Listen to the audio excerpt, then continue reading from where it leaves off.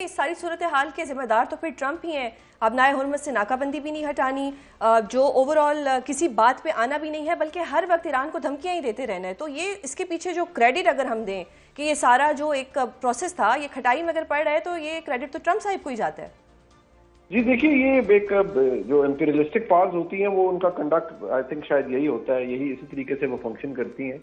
But beyond that अब हमारे लिए तो सबसे ज्यादा जरूरी बात as a mediator, as a responsible mediator हमारे लिए यही है कि हमने जैसे पहले अर्ज किया था दोनों साइड्स को कि एक सीज फायर था उसको इंटैक्ट रखा जाए, उसी की अहमियत है और शायद हम उसी के ऊपर अब भी फोकस कर रहे हैं। हमारी तरफ से एक ऑफिशियल रिक्वेस्ट तो जा चुकी है दोनों साइड्स को कि सीज फायर को इंटैक्ट रखा जाए, और मोर देन एनीथिंग वो अमेरिका को ज्यादा है, क्योंकि अमेरिकन प्रेसिडेंट ऑलरेडी अनाउंस कर चुके हैं कि वो फिर से बम्बार्टमेंट करेंगे और फिर से जंग का आगाज होगा, जो कि एक बहुत अलार्मिंग सिचुएशन होगी। अगर इस वक्त सीज फायर एक्सटेंड हो जाता है, जो कि हमारा एजेंडा आइटम नंबर 1 है, तो फिर भी मैं समझता हूँ कि there is a ray of hope और हालात फिर भी बेहतर हो जाएंगे। लेकिन अगर खुदा न खास्ता दोबारा कॉन्फ्लिक्ट शुरू हो जाता है तो उसकी सूरत हाल फिर काफी कॉम्प्लिकेटेड हो जाएगी और उससे फिर बहुत से मसाइल जन्म लेंगे।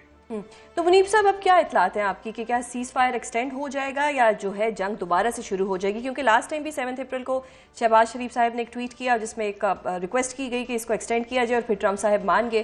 क्या अब भी ऐसा ही होगा, क्योंकि कुछ ही घंटे रह गए हैं सीज फायर को खत्म होने में?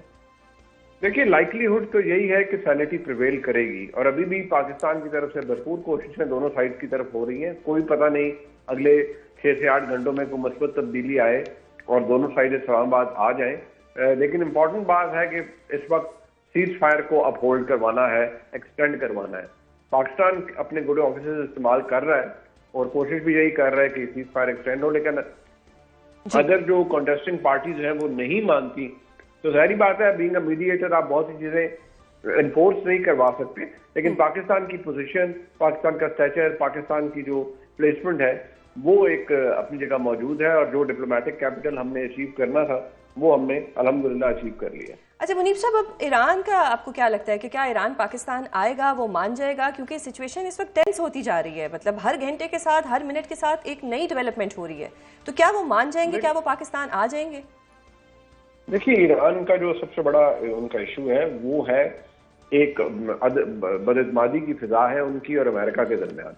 वो जब तक कॉन्फ्लिक्ट रिजॉल्व अपनी जगह नहीं होगा, जब तक अमेरिका की जो पब्लिक पोजीशन है वो भी थोड़ी दुरुस्त नहीं होगी और जो आप नाए हुर्मुज़ की ब्लॉकेड है, जो नाकाबंदी की हुई है अमेरिका ने, अगर उसमें तब्दीली नहीं आती, जो कि पाकिस्तान ने सजेस्ट भी किया है अमेरिका को कि वो उसको यूज करे, तो उस वक्त तक सूरत हाल बदल नहीं सकती।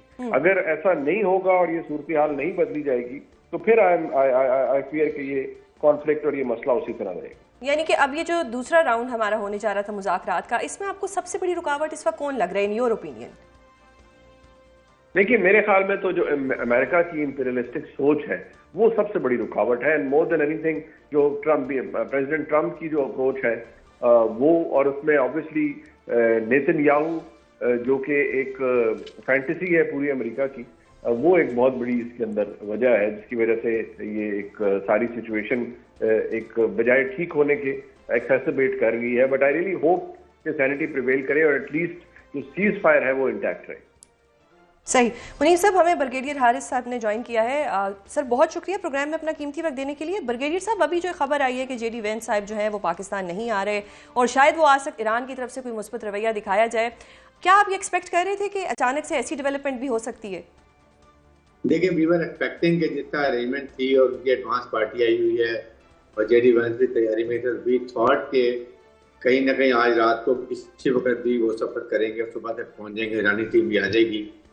लेकिन प्रॉब्लम ये है कि देखें, बात ये है कि जब आप मुज़ाकरात करते हैं तो एक कॉन्फिडेंस बिल्डिंग महज होते हैं। आप ठीक है पोस्टरिंग भी करते हैं, आप मसल फ्लेक्सिंग भी करते हैं, आप कॉन्फिडेंस और आप ये चीज़ें करते हैं बिल्कुल, लेकिन कहीं ना कहीं आपको फ्लेक्सिबिलिटी दिखानी होती है गिव एंड टेक करने के लिए, ताकि माहौल अच्छा हो, साजगार अच्छा हो, माहौल साजगार हो और अच्छी इन्वायरमेंट के अंदर, फ्रेंडली इन्वायरमेंट में आप बैठ कर डिस्कस करें।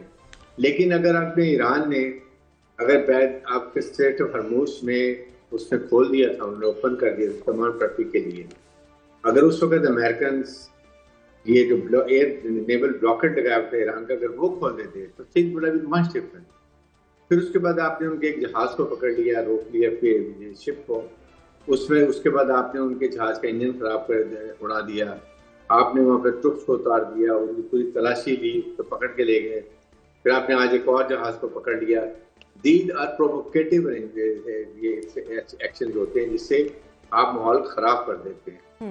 और I think these are the basic reason why Iranian are not coming, because they are disturb. और देखिए ये लड़ाई दोनों के लिए नुकसानदेह है। अमेरिका मुझे बताइए कि अगर कल सुबह 5 बजे फायर चीज़ खत्म होती है, ना आपके साथ अमेरिकन पब्लिक है, ना आपके साथ रिटायर्ड फौजी हैं, ना सेनेट है, ना कांग्रेस है, ना नेटो है, ना यूरोपियन यूनियन है, ना खलीजी ममालिक है। आप मुझे बताइए कि हम सिर्फ एक इजराइल की बात मान के कि वो चाहता है कि ईरान को टोटल डिस्ट्रॉय कर दे, डिस्ट्रक्शन कर ले, क्या इस जमाने में कोई जोन तो नहीं है ना।